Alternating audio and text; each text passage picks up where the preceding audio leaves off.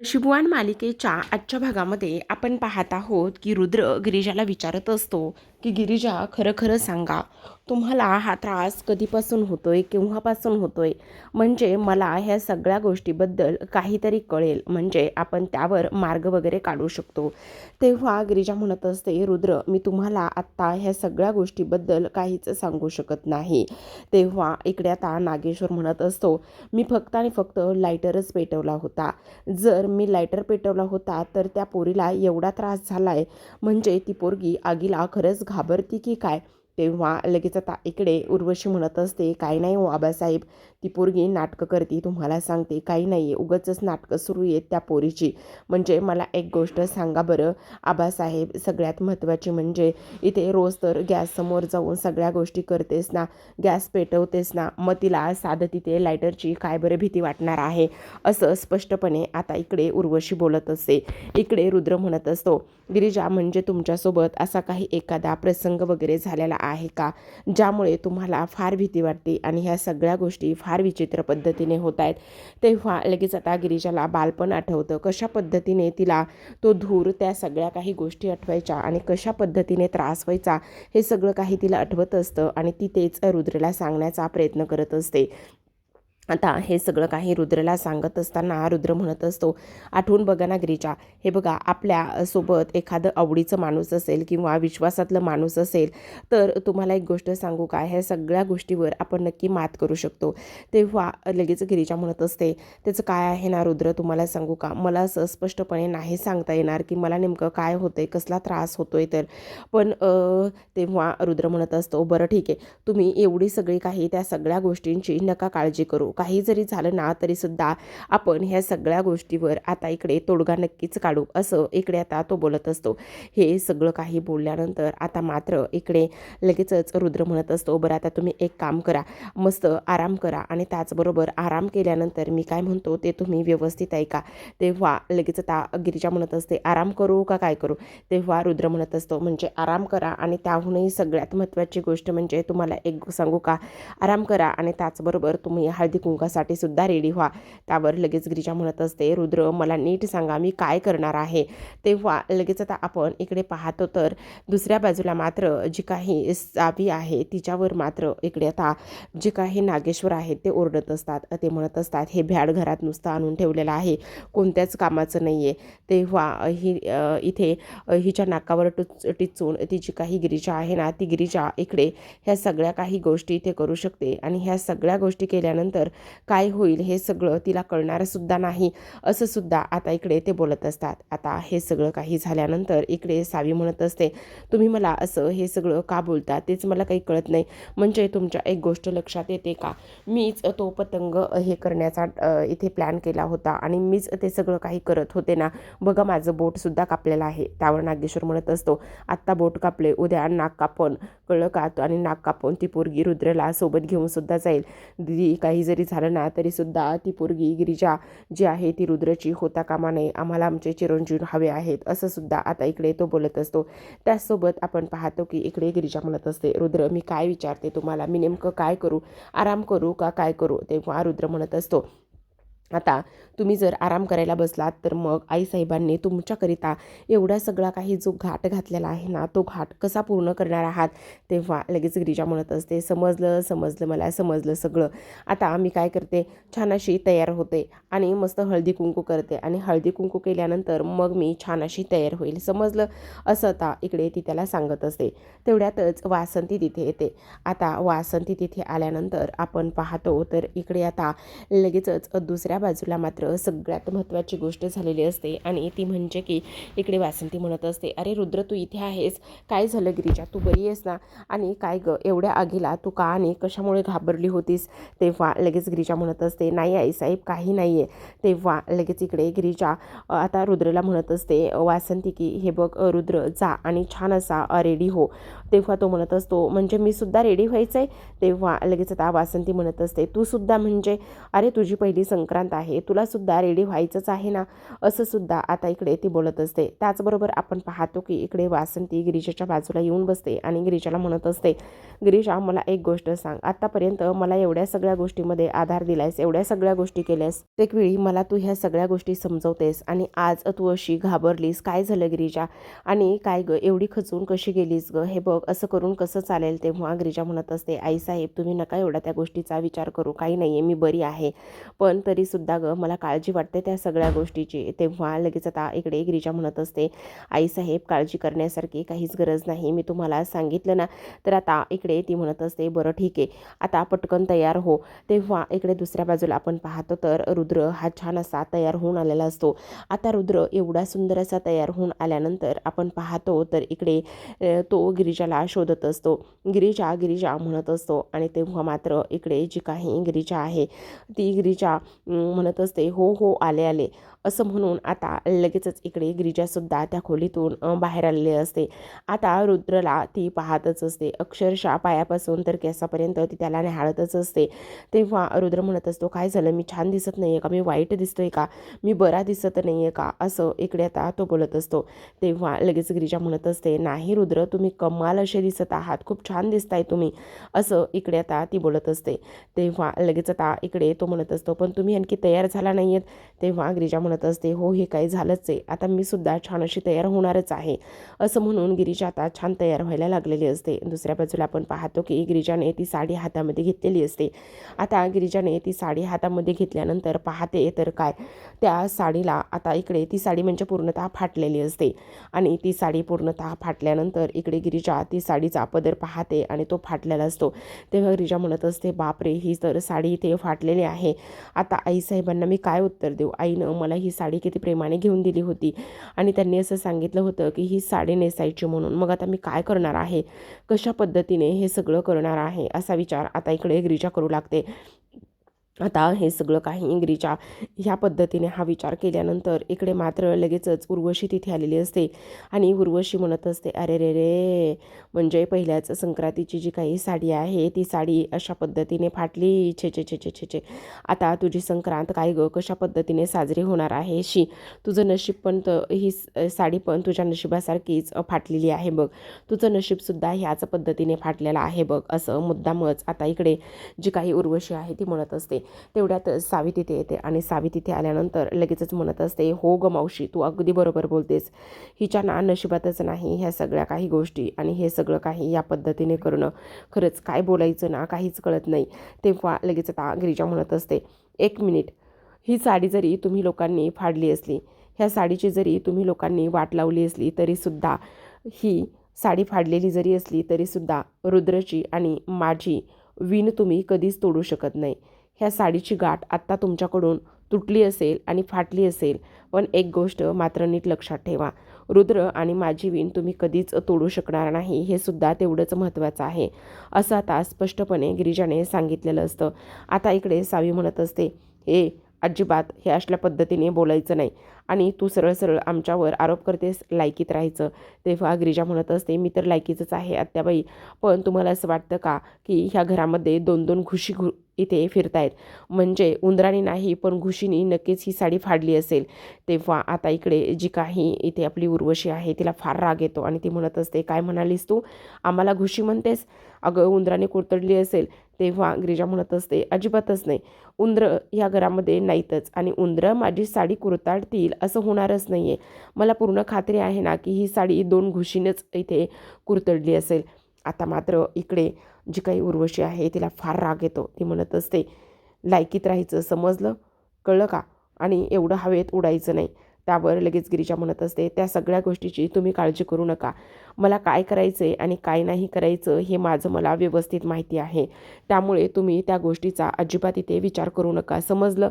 तर आता दुसऱ्या बाजूला आपण पाहतो की इकडे रुद्र छान तयार झालेला असतो, पण आता इकडे लगेचच उर्वशी वासंती म्हणत असते, खरं तर इकडे माझ्या गिरिजासाठी आज हलव्याचे दागिने जे आहेत ते मी इथे सगुणाला बनवायला सांगितले होते, पण सगुणाने ते दागिने नसतील बनवली, कारण तिला फारच राग आलेला होता ह्या सगळ्या गोष्टीचा, आणि त्यामुळे बहुतेक तिने हे नसल केलेलं असं वासंती विचार करत असते. पण आता माहेरचे दागिने आलेले सुद्धा नाही आहेत आणखी, आणि त्याचबरोबर मी जे ऑर्डर केले ते सुद्धा आले नाही. काय करू, मला तेच काही कळत नाही असा सुद्धा इकडे आता ती विचार करते. तेवढ्यातच आता तिथे श्री आलेला असतो. आता श्री आल्याबरोबर तो म्हणत असतो, काय हे अगं मावशी, एवढा तू कसला विचार करतेस? हे बघ, दागिने तर रेडी होऊन आलेले सुद्धा आहेत. हे सगळं काही पाहिल्यानंतर आता काय म्हणजे श्री इथे सगुणाने दागिने बनवून दिले ताईनं? तेव्हा तो म्हणत असतो, हो दिलेत ना. तुला सांगू का, इथे आईचा गिरिजावर फार जीव आहे गं, आणि ती बनवून देणार नाही असं कसं होईल? तेव्हा लगेच आता वासंती ते दागिने पाहते आणि रुद्रसाठी आणि त्याचबरोबर गिरिजासाठी सुद्धा ते सुंदर असे हलव्याचे दागिने आणलेले असतात. तेवढ्यातच इथे आता विशाखासुद्धा आलेली असते. आता विशाखा आल्यानंतर ती म्हणत असते, अगं तू अजून तयार नाही झाली? तेव्हा लगेच इकडे गिरिजा म्हणत असते, अगं विशाखा, तू इथे आत्ता ह्या वेळेला काय करतेस? अगं काय करतेस म्हणून काय विचारतेस बाई, तुझ्या नवऱ्याची कमाल. म्हणजे हे घे, साडी आणली तुझ्यासाठी. तेव्हा गिरिजा ती साडी पाहते. गिरिजाला ती साडी फारच आवडते आणि म्हणत असते, ही साडी माझ्यासाठी आहे. तेव्हा लगेच आता विशाखा म्हणत असते, हो तर ही साडी तुझ्यासाठी आहे. आणि तेव्हा लगेच आता इकडे गिरिजा त्या साडीवरून हात फिरवते. गिरिजाला ती साडी तर फारच आवडलेली असते. गिरिजाने त्या साडीवरून हात फिरवल्यानंतर इकडे आपण पाहतो तर गिरिजा म्हणत असते, म्हणजे ही तुला कसं कळलं गं मला साडी हवी आहे आणि तू ही साडी माझ्यासाठी आणलेली आहेस? आता लगेचच इकडे गिरिजा म्हणत असते, बघितलं आत्याबाई, माझ्या साडीचा हा जो काही प्रॉब्लेम आहे तो तर सॉल्व्ह झालेला आहे. माझ्यासाठी एवढी सुंदर अशी साडी मिळालेली आहे असं आता इकडे ती बोलत असते. तेव्हा लगेच आता त्या दोघीजणीसुद्धा रागानेच तिथून निघून जातात. इकडे लगेचच आता श्री म्हणत असतो की आता ही जी काही साडी आणलेली आहे, हे जे काही दागिने आणलेले आहेत ते काही आईसाहेबांनी इकडे फुकट नाही दिलेले. म्हणजे त्या म्हटलेल्या आहेत की ह्या दागिन्यांचं जे काही बिल आहे ना, ते बिलसुद्धा मी इथे पाठवणार आहे. तेव्हा लगेच वासंती म्हणत असते, हो हो हो हो, सगुणाला सांग की बिल पाठव म्हणून, काही हरकत नाही आहे असं इकडे आता ती बोलत असते. तेव्हा लगेच श्री म्हणत असतो, हो तर पाठवणारच आहे बिल. तेवढ्यातच आता विशाखा म्हणत असते, हे घे बाई तुझी साडी, ह्या साडीनं मला फार दमवलं बघ. तेव्हा लगेच आता गिरिजा म्हणत असते, अगं पण मला एक गोष्ट सांग, ही साडी तू नेमकी आणलीस कशी आणि तुला कसं कळलं? तेव्हा लगेच ती म्हणत असते, कळलं कसं बाई, तुझ्या नवऱ्यामुळे. म्हणजे काय झालं ना, दाजींचा मला फोन आला दुकानामध्ये आणि म्हणाले गिरिजासाठी एक ब्लॅक रंगाची साडी हवी आहे. तेव्हा लगेच गिरिजा म्हणते, काय ह्यांचा फोन आलेला तुला? हो, मग मी आपल्या दुकानामध्ये होते नव्हते ते सगळे फोटो त्यांना पाठवले आणि त्यांना फोटो नोट पाठवल्यानंतर त्यांनी ही साडी सिलेक्ट केली आणि त्यानंतर मग मी घेऊन आले. तेव्हा लगेच गिरिजा म्हणत असते, म्हणजे मला ह्यांनी ही साडी पाठवलेली आहे? तेव्हा ती म्हणत असते, हो तर बघ बघ बाई, तुझ्या नवऱ्याचं किती प्रेम तुझ्यावर ओतू चाललेलं आहे. ह्या सगळ्या गोष्टीचा एकदा तू विचार कर बाई. तेव्हा लगेच आता गिरिजा म्हणत असते, वाव, खरंच रुद्रने माझ्यासाठी ही साडी पाठवलेली आहे, ह्यातच मला फार आनंद आहे. आता विशाखा बाहेर येते. आता विशाखा बाहेर आल्यानंतर स्त्रीला समोर पाहते आणि दोघांचं भांडण पुन्हा सुरू झालेलं असतं. लगेच आता दोघांचं छोटं मोठं भांडण सुरू असताना वासंती म्हणत असते, अरे काय हे, तुम्ही काही डोक्यावर पडलात की काय रे? प्रत्येक वेळा जेव्हा जेव्हा माझ्यासमोर भेटताय ना, तेव्हा तेव्हा अशीच भांडणं करत राहताय का? आणि कशामुळे भांडणं करता रे उगाचच? नका रे भांडत जाऊ पोरांनो. तेव्हा लगेच विशाखा म्हणत असते, बघ ग मावशी, हाच भांडतोय इथे, हाच असं करतोय, हाच तसं करतोय. ह्या सगळ्या गोष्टी आता इकडे ती बोलत असते. हे सगळं काही बोलल्यानंतर आता लगेचच इकडे ती म्हणत असते, बरोबर ठीक आहे, चला बोलून आणा लवकरच तुमच्या मैत्रिणीला. आणि त्याचबरोबर हे सगळं काही होत असताना आपण पाहतो तर काय, इकडे गिरिजा फारच सुंदर अशी तयार होऊन आलेली असते. आणि गिरिजा सुंदर अशी तयार होऊन आल्यानंतर रुद्र जो आहे ना, तो फक्त आणि फक्त तिच्याकडे पाहतच असतो. कारण जी साडी आज इकडे तिने वेअर केलेली असते, ती साडी मात्र तिला इथे रुद्रने पाठवलेली असते आणि त्याचमुळे ह्या सगळ्या काही गोष्टी इथे झालेल्या असतात. आता गिरिजाचं एक कानातलं जे आहे ना, ते कानातलं इथे खाली पडतं आणि गिरिजाचं कानातलं खाली पडल्यानंतर लगेचच आता इकडे जो काही रुद्र आहे तो म्हणत असतो, काय झालं? तेव्हा गिरिजा म्हणत असते, काही नाही रुद्र, बघ ना, माझं कानातलं जे आहे ना ते खाली पडलं. तेव्हा रुद्र म्हणत असतो, कुठे, थांबा मी शोधतो. असं म्हटल्यानंतर आता दोघांना सुद्धा सोबतच ते कानातलं दिसतं. जे काही कानातलं आहे ते दोघांना सुद्धा एकत्रच दिसतं. आता एकत्रच कानातलं दिसल्यानंतर दोघेही जण ते कानातलं घेण्यासाठी खाली वाकतात आणि दोघेही जण ते कानातलं घेण्यासाठी खाली वाकल्यानंतर दोघांचंही एकमेकांना डोक्याला डोकं लागतं. तेव्हा लगेच आता इकडे रुद्र म्हणत असतो, "सॉरी गिरिजा, तुम्हाला लागलं का?" तेव्हा गिरिजा म्हणत असते, "नाही नाही, मला नाही लागलं, तुम्हाला लागलं का?" तेव्हा रुद्र म्हणत असतो, "छे, मला सुद्धा नाही लागलं, हे घ्या, तुमचं कानातलं भेटलं ना, ते महत्त्वाचं आहे." असं म्हणून आता गिरिजा रुद्रला थँक्यू म्हणत असते. तेवढ्यातच आता वासंती तिथे येते. वासंती आल्याबरोबर गिरिजाला पाहते तर इकडे गिरिजाने जी वासंतीने साडी दिलेली असते ती साडी तिने नेसलेली नसते आणि तेव्हा वासंती तिच्याकडे पाहते आणि म्हणत असते, "अगं गिरिजा." तेव्हा लगेच आता वासंती म्हणत असते, "आईसाहेब, खरं तर मी तुम्ही दिलेलीच साडी नेसणार होते, पण त्याचं काय झालं ना." तेवढ्यातच विशाख आलेली असते आणि ती म्हणत असते, "आता गं बाई, इथे सासूच्या प्रेमाला कोणाची किंमत आहे? म्हणजे त्याचं काय झालं ना, इकडे गिरिजा तुम्ही दिलेली साडी नेसणार होती खरी, पण तसं काहीच झालं नाही आहे. म्हणजे बघा ना, इथे नवऱ्याने दिलेली साडी ही त्यांना फारच आवडली." असं ती मुद्दामच म्हणत असते. तेव्हा लगेच आता इकडे वासंती म्हणत असते, "खरं तर आम्हा दोघी सासूसुनांमध्ये कोणी कितीही भांडणं लावण्याचा, कितीही काही जरी प्रयत्न केला ना, तरी आम्ही या दोघी सासूसुनांचे भांडणं वगैरे ह्या सगळ्या गोष्टी अजिबात होणार नाहीत. त्यामुळे कोणी कितीही भांडणं वगैरे हे सगळं आमच्यामध्ये नाही लावलेलंच बरं." असं आता इकडे ती स्पष्टपणे म्हणत असते. तेव्हा लगेच आता हलव्याचे दागिने वासंती घेऊन आलेली असते. ते हलव्याचे दागिने पाहिल्यानंतर गिरिजाला फारच आनंद होत असतो. आता गिरिजा म्हणत असते, "हे हलव्याचे दागिने, हो गं, हे हलव्याचे दागिने आणि तुझ्या माहेरूनच आलेले आहेत. म्हणजे इथे जे काही दागिने आहेत ना, ते इकडे सगुणा मावशीने पाठवलेत." तेव्हा ती म्हणत असते, "हो गं, हे दागिने सगुणानेच पाठवलेले आहेत."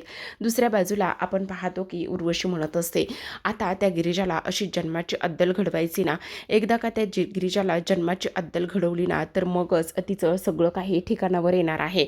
तेव्हा लगेच आता सावी म्हणत असते, "काय गं मावशी, नेमकं काय करायचं आहे?" त्यावर ती म्हणत असते, "आता तिची ही संक्रांत अजिबात आपण व्यवस्थित होऊ द्यायची नाही. काही जरी झालं ना, तरीसुद्धा तिच्या ह्या संक्रांतीची वाट लावायची म्हणजे लावायचीच. काही जरी झालं ना, तरीसुद्धा आता इकडे आपण अजिबात इथे शांत बसायचं नाही." असं सुद्धा आता इकडे ती बोलत असते. त्याचबरोबर आपण पाहतो की इकडे लगेचच दुसऱ्या बाजूला रुद्रला एक फोन आलेला असतो आणि रुद्रला फोन आल्यानंतर तो फोनवर बोलत असतो आणि त्याला खूप इम्पॉर्टंट काम असतं. त्याचमुळे त्याला इकडे बाहेर जायचं असतं आणि तेव्हा तो निघालेला असतो. तेवढ्यातच आता वासंती म्हणत असते, "काय चाललंय रुद्र तुझं? अजिबात कोणी कुठेही जायचं नाही आहे आणि त्याहूनही सगळ्यात महत्त्वाची आता एक गोष्ट आहे. जसं इथे गिरिजाचं पहिलं हळदी-कुंकू आहे, तसंच तुझीसुद्धा संक्रांत पहिलंच हळदी-कुंकू आहे ना आणि त्यामुळे तू इथेच थांबणार आहे, समजलं?" असं म्हणून आता इकडे दुसऱ्या बाजूला जे हलव्याचे दागिने बनवलेले असतात, ते हलव्याचे दागिने इकडे आता गिरिजा घालत असते आणि त्याचबरोबर इकडे खूपच सुंदर अशी ती कमाल दिसत असते आणि तेव्हा विशाखासुद्धा तिला ह्या सगळ्या गोष्टीमध्ये मदतसुद्धा करत असते. आता इकडे जी काही सावी आहे तिला मात्र फारच टेन्शन आलेलं असतं, पण उर्वशी म्हणत असते, "हे बघ, काळजी करण्याची काहीच गरज नाही, सगळं काही ठीक होईल आणि त्या गिरिजाला तर आपण धडा शिकवणारच आहोत ना, मग काळजी आणि ह्या सगळ्या गोष्टी करू नकोस. त्याचबरोबर हे बघ मावशी, काही जरी झालं ना तरीसुद्धा एक सगळ्यात महत्त्वाचं म्हणजे तू बघच त्या गिरिजाची मी कशी आणि कशा पद्धतीने वाट लावते ते." उर्वशी म्हणत असते, "हे बघ, ह्या सगळ्या गोष्टींची एवढी काळजी तू करू नकोस, कारण त्या गिरिजाला कसा धडा शिकवायचा आणि कसं तिचं हे हळदी कुंकू व्यवस्थित होऊ द्यायचं नाही, ह्या सगळ्या गोष्टींची मी आता पूर्णतः इथे तयारी केलेलीच आहे." कारण ह्या हळदी कुंकामध्ये उर्वशीने पूर्णतः घाट घालण्याचा प्रयत्न केलेला असतो, म्हणजे तिचं हळदी कुंकू विस्कटण्याचा तिने प्रयत्न केलेला असतो. गिरिजाचं हळदी-कुंकू तर इथे सुरूच असतं. पण प्रेक्षकांनो, पुढील भाग फारच इंटरेस्टिंग आहे. कारण पुढील भागामध्ये आपण पाहत आहोत की आता एन-जी-ओमध्ये पोलीस आलेले असतात आणि एन-जी-ओमध्ये पोलीस आल्यानंतर इकडे ते म्हणत असतात, "रुद्रप्रताप घोरपडे, मी तुम्हाला इथे अटक करण्यासाठी आलेलो आहोत. कारण तुमच्या एन-जी-ओमध्ये आम्हाला दारूचा माल मिळालेला आहे, सापडलेला आहे आणि त्याचमुळे आम्ही तुम्हाला अटक करणार आहोत." असं आता इकडे ते बोलत असतात. ह्या सगळ्या काही गोष्टी इथे बोलल्यानंतर आपण पाहतो तर आता लगेच गिरिजा म्हणत असते, "हा जो काही दारूचा माल आहे तो नागेश्वर घोरपडेंचा आहे आणि तेव्हा इथे रुद्रने काहीच केलेलं नाही." असं इकडे ती बोलत असते. पण ह्या सगळ्या गोष्टी बोलून मात्र काही एक फरक पडणार नसतो आणि तेव्हा रुद्रला पोलीस घेऊन गेलेले असतात. आता रुद्रला पोलीस घेऊन गेल्यानंतर इकडे मात्र आपण पाहतो तर लगेचच इकडे दुसऱ्या बाजूला जी काही सावी आहे ती म्हणत असते, ह्या सगळ्या गोष्टी फक्त आणि फक्त तुझ्यामुळे झालेल्या आहेत. तुला मी कधीच माफ करणार नाही. तुझ्यामुळे आज माझा जो काही रुद्र आहे तो इकडे पोलीस स्टेशनमध्ये गेला आहे, असं इकडे ती बोलत असते. तेव्हा लगेच आता इकडे जी काही गिरिजा आहे ती म्हणत असते, एक मिनिट, तो जो काही रुद्र आहे तो तुझा नाही, तर तो रुद्र माझा आहे, तो माझा नवरा आहे. त्यामुळे माझ्या रुद्रला उगाचच स्वतःचा रुद्र आणि स्वतःचं नाव देण्याचा तू हा जो काही प्रयत्न करतेस ना, हा प्रयत्न अजिबात करू नको, असं गिरिजा स्पष्टपणे बोलत असते. तर आता इकडे नागेश्वरच्या विरोधामध्ये पुरावे जमा करण्यासाठी आणि रुद्रला सुखरूप सोडवण्यासाठी गिरिजा आता नागेश्वरच्या त्या गोडाऊनमध्ये जाऊन पोहोचते. आता नागेश्वरच्या त्या गोडाऊनमध्ये गिरिजा जाऊन पोहोचल्यानंतर इकडे आता नागेश्वरच्या विरोधात तिला पुरावे जमा करायचे असतात. तिथेच लपून ती हे सगळं काही ऐकत असते. तेव्हाच नागेश्वरला आता खुणखुण लागते की इथे गिरिजा आहे म्हणून, आणि खुणखुण लागल्यानंतर तो आता लगेचच पाठी वळून पाहतो आणि जोरातच गिरिजा अशी हाक देतो. आता गिरिजाला हाताला धरूनच तो तिथून बाहेर काढत असतो आणि गिरिजाच्या हाताला धरून बाहेर काढल्यानंतर तो म्हणत असतो, तुझी हिंमत कशी झाली इथे येण्याची. तेव्हा लगेच आता इकडे जी काही गिरिजा आहे ती म्हणत असते, हा तुमचा जो काही काळे कारनामे आहेत आणि त्याचबरोबर हा दारूचा माल तुमचा होता, ह्या सगळ्या गोष्टी जोपर्यंत मी समोर आणत नाही आणि तुमच्या विरोधामध्ये सगळे पुरावे मी सादर करत नाही, तोपर्यंत मी अजिबात शांत बसणार नाही, असं स्पष्टपणे आता इथे गिरिजाने सांगितलेलं असतं. तर आता प्रेक्षकांनो, पाहत रहा नशीबवान. भेटूयात उद्याच्या भागामध्ये. तोपर्यंत धन्यवाद.